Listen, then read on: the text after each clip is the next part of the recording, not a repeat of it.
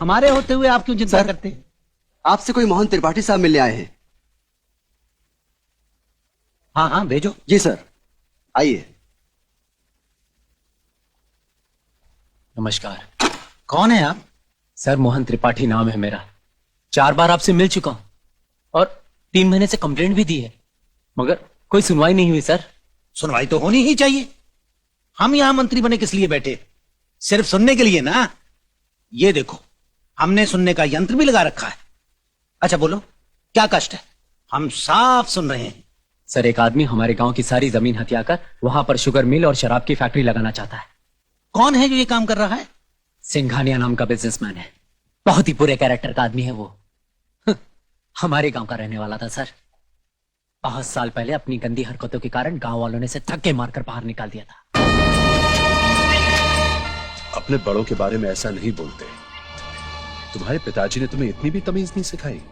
उन्होंने तो मुझे पूरी तमीज सिखाई है सर कि किसकी इज्जत करनी चाहिए और किसकी नहीं। मेरे पिताजी स्कूल मास्टर हैं और वे 30 साल से गांव के बच्चों को पढ़ा रहे हैं और उनका नाम दीनानाथ त्रिपाठी है सर। और मंत्री जी, मैं आपसे इस बार ये कहने आया कि हम उस सिंघानिया को तो अपना गांव छीनने नहीं देंगे। मैं आज शाम की बस से गांव जा रहा हूं। अगर आपने इस बार कोई एक्शन नहीं लिया तो यकीन कीजिए मैं अपने पूरे के पूरे गांव को लाकर आपके इस दफ्तर में खड़ा कर दूंगा। नमस्कार।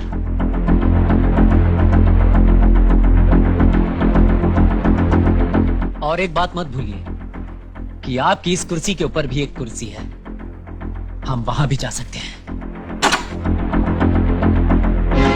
ये तो हमारे दफ्तर में आकर हम ही को धमकी दे गया। सुना आपने सिंघानिया साहब? सुनने के लिए तो आप कुर्सी पर बैठे हैं।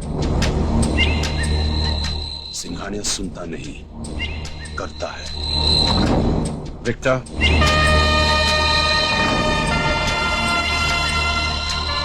ऊपर जाने का बड़ा शौक है इस बच्चे को। इसे वहां पहुंचा दो जहां रूहें जाती हैं, बसें नहीं।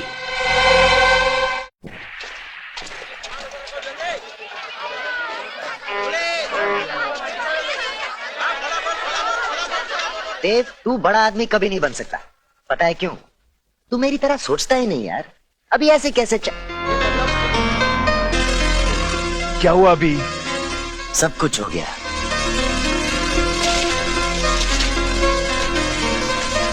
देव, मैं 1 मिनट में आता हूं। अजय, मेरी बात।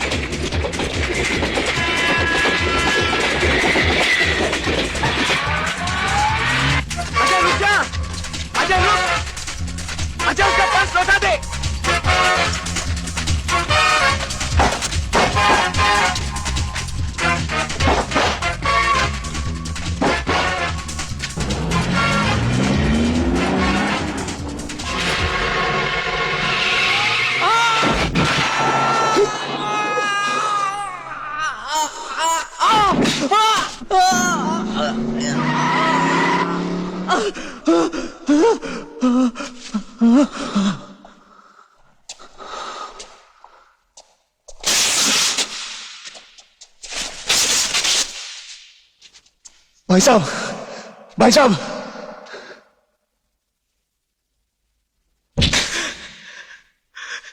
तुम्हें अंदाजा नहीं कि तुमने क्या कर दिया। मेरी माँ, मेरे पिताजी, मेरी बहन, सबकी उम्मीदों का तू खून कर दिया तुमने, खून कर दिया। अभी चंद रुपयों के लिए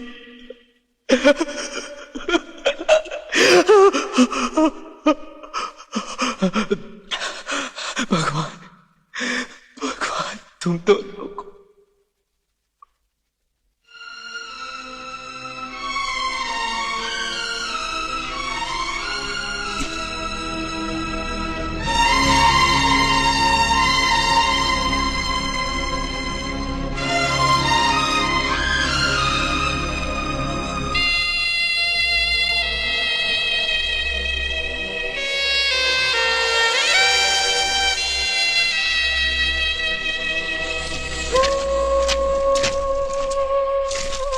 मोहन भैया प्रणाम। भैया मैं आपसे बहुत नाराज हूँ। हमेशा घर आने को लिखते तो हो पर आते नहीं। पिताजी आजकल बहुत परेशान रहते हैं। मालूम है लाला रोज अपने पैसों की मांग करने चला आता है। सिर्फ आप ही उसे समझा सकते हैं। वैसे भी राखी का दिन तो आने ही वाला है और उस दिन तो आपको आना ही पड़ेगा। देव, कब तक यहाँ खड़ा रहेगा यार? बहुत रात हो गई। घर नहीं चलेगा क्या?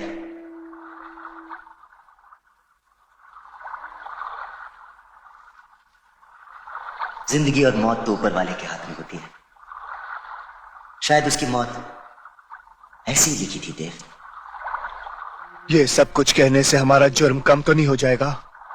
जुर्म? जुर्म, पाप, गलती, चाहे जो कुछ भी कह लो, हमारी है। हम ही उसके मौत के जिम्मेदार हैं।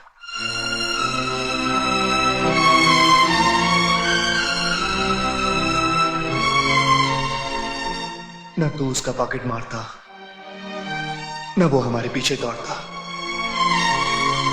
वो तो बेचारा अच्छा वाला अपने गांव जा रहा था।